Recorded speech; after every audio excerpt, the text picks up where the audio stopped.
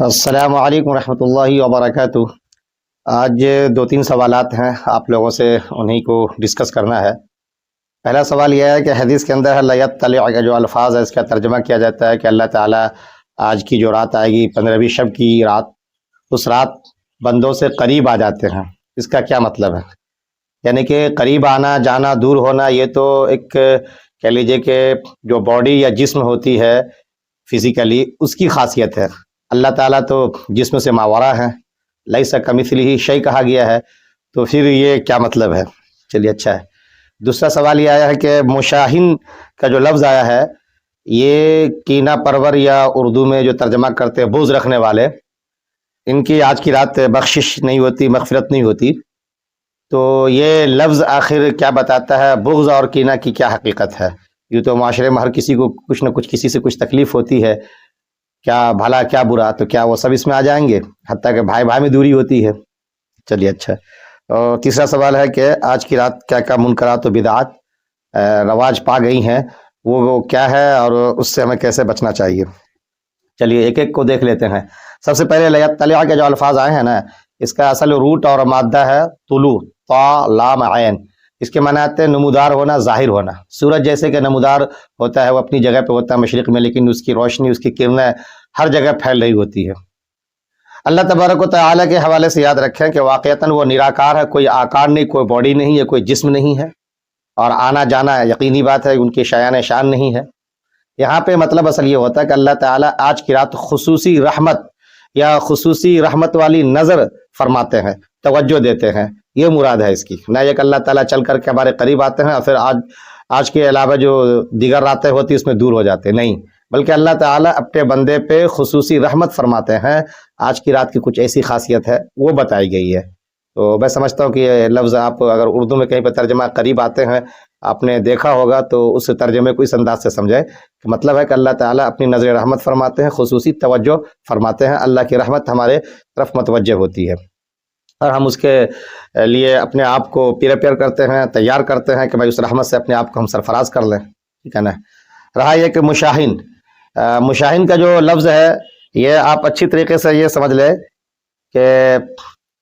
کینہ اور بغض ہمارے دلوں میں کب آتا ہے کسی کے حوالے سے، اور سب سے اچھی وضاحت اس کی اگر آپ دیکھنا چاہیں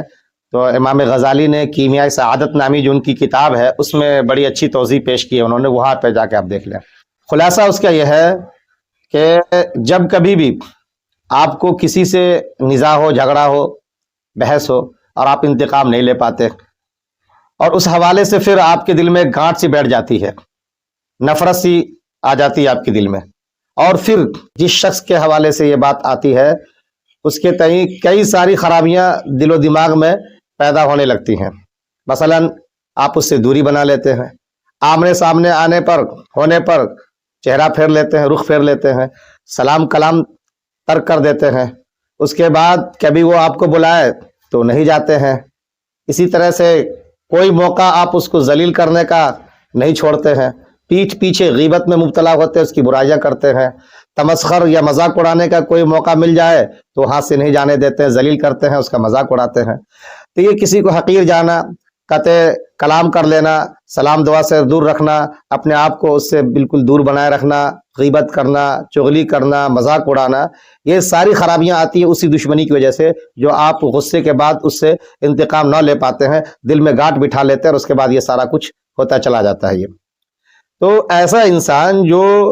سلام کلام خود ایک رحمت کی دعا ہے، اس سے دور رکھ لے، بیجا غیبتوں میں مبتلا رہے، اللہ کے بندوں کو حقیر جانے،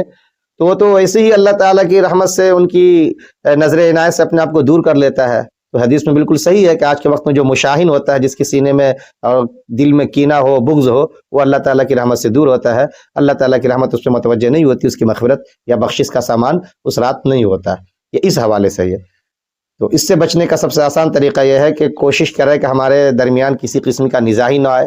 ہم دور کر لے اس نظام سے اپنے آپ کو، یا اگر کبھی کسی سے کچھ ایسا ہو جائے، کسی سے کوئی تکلیف پہنچے تو خدا را اس کو معاف کر دے، دل بڑا رکھے۔ ہاں ٹھیک ہے، آئندہ آپ کو لگتا ہے کہ وہ دھوکہ دے سکتا ہے تو معافی کی بات آئی ہے، دھوکہ بار بار کھائیں اس کی تو آپ کو نہیں اجازت دی گئی ہے۔ باضابطہ ہے لا یخدع ولا یخدع، مومن تو وہ ہوتا ہے نہ دھوکہ کھاتا نہ کسی کو دھوکہ دیتا ہے، تو آپ اس سے دور رہیں، اچھی بات ہے، لیکن سامنے میں آ جائے تو ہسمکھ چہرے کے ساتھ سلام کلام بھی کر لیں، آپ دل بڑا رکھیں اس کے لیے، اور پھر اپنے آپ کو اپنے کام میں اتنا مشغول کر لیں کہ کسی کے متعلق اس بات کی گنجائش ہی نہ رہے دل و دماغ میں، نہ موقع ملے نہ فرصت ملے کہ آپ سوچیں کہ ہم ذلیل کیسے کریں، اس کے خلاف پلاننگ کیا کریں۔ ہمارے اساتذہ کیا کرتے تھے باضابطہ کہ بھائی اپنے آپ کو اپنے کام میں اتنا مشغول کر لو کہ نفرت تو کرنے کی بات بہت دور ہے، کہیں الٹی سیدھی کسی سے تمہیں محبت کرنے کی توفیق نہ ملے، تمہیں موقع نہ مل سکے، یہ چیز اپنے آپ کو مشغول کر لینا، اس میں آپ لگائیں اپنے آپ کو، اس سے بچ سکتے ہیں۔ رہ گئی بات آج کی منکرات اور خرافات و بدعات کی، تو بہت ساری منکرات و بدعات جہاں جہاں پہ جاہلانہ رسوم اپنائے جاتے ہیں نا، وہاں پہ یہ پیدا ہوتے رہتے ہیں۔ مثلا آج کی رات میں کیا ہے، سب سے بڑی بات تو یہ ہے کہ آج کی رات اگر خصوصی رات آپ مانتے ہیں اس کو، احادیث میں جو باتیں آئی ہیں سب کو کلیکشن کرتے ہوئے، جمع کرتے ہوئے جو کچھ سامنے میں بات آتی ہے کہ بھائی کچھ نہ کچھ تو فضیلت آج کی رات کی ہے، تو وہ تو مغرب کے بعد سے ہی رات شروع ہو جاتی ہے، تو آپ مغرب کے بعد ہی ذکر و اذکار میں لگا لیں، خوب تلاوت کریں، نوافل پڑھیں، خود دعا مانگیں، خوب اپنے لیے، اوروں کے لیے، اپنے پڑوس کے لیے، ملک و ملت کے لیے، انسانیت کے لیے، یہ اپنے آپ میں خود ایک عبادت ہے۔ پھر عشاء کے بعد بھی جتنی توفیق ملے تلاوت کا، ذکر و اذکار کا، وہ کریں، نوافل پڑھیں اور سو جائیں،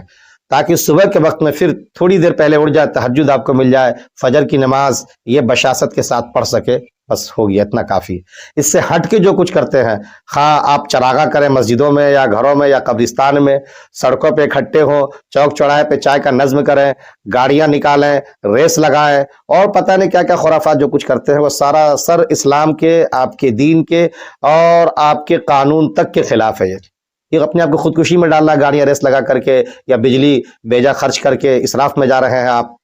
گھر کے اندر خاتون وغیرہ آج جو ڈش کا اہتمام کرتی ہے، حلوہ پوری اور پتہ نہیں کیا کیا چیزیں ہوتی ہیں، یقینی بات ہے یہ سب ہماری اپنی ڈیزائر ہوتی ہیں، اپنی خواہشات ہوتی ہے، اس کو فلفل کر رہے ہوتے ہیں، اپنی ہوس کو پورا کر رہے ہوتے ہیں، اپنی ایگو کو سیٹسفائڈ کر رہے ہوتے ہیں۔ اسلام سے، شریعت سے ان کا کسی طریقے سے کوئی لینا دینا ہے ہی نہیں۔ آپ جو وقت اس میں لگاتی ہیں، وہ سویرے ہی جو کھانا نارمل بنتا ہے بنا کر کے تلاوت میں لگ جائیں نا، آپ دعاؤں میں لگ جائیں، آپ کو قرآن پڑھنا نہیں آتا ذکر و اذکار میں لگ جائیں، تسبیحات کریں، ہاتھ اٹھا کر اللہ تعالیٰ سے دعا مانگیں، یہی بہت ہے، آپ کے لیے عبادت ہے یہ۔ باقی رات میں اتنا نہ جاگے کہ فجر کی نماز آپ سے چھوٹ جائے، تہجد کی توفیق آپ کو نہ مل سکے، اور ایسا ہوتا ہے پوری رات بیجا آپ جاگتے ہیں اور عین موقع پہ جا کے فجر کی نماز چھوڑ دیتے ہیں۔ حالانکہ حدیث میں کیا ہے